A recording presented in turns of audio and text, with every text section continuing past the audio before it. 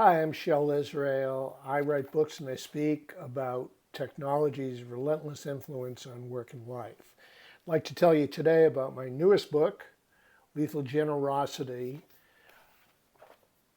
It really looks at the convergence of five technologies: mobile, social media, location technology, of course, data, and sensors.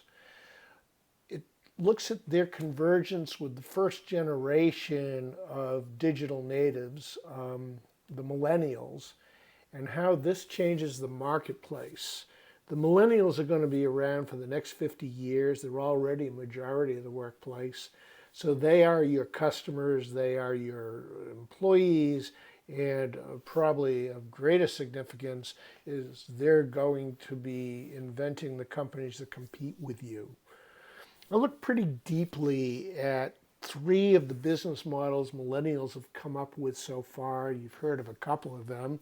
The sharing economy, which isn't really about sharing so much as the efficiencies of software platforms over brick and brand companies.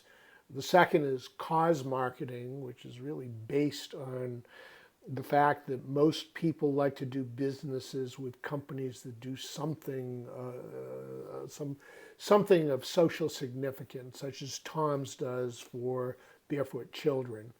Thirdly, I look at a term that I invented, millennial kiritsus, which illustrates how these new companies are really using the power of networks in unprecedented ways. To incumbents, I have a few pieces of advice. One is Uberize what you can. In other words, if you can't beat them, join them. Secondly, I talk about pinpoint marketing, which is harnessing these new technologies to allow every customer you have, wherever they are, whenever they are, to have a very personal, customized experience based on what you know about them, based on where they are, and based on what their intentions are. Finally, I take a pretty deep look at advertising and PR in this new age of context. How does advertising work when the 30-second spot is coming to an end?